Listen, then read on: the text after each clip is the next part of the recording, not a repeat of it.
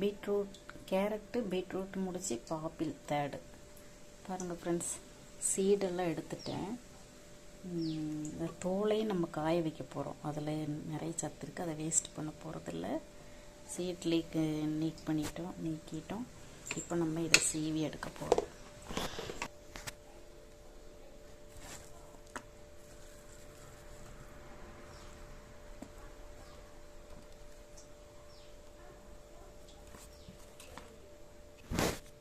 இப்போ நம்ம அந்த 1/2 kg ஆப்பிளையும் நம்ம சீவிட்டோம் ஃப்ரெண்ட்ஸ்.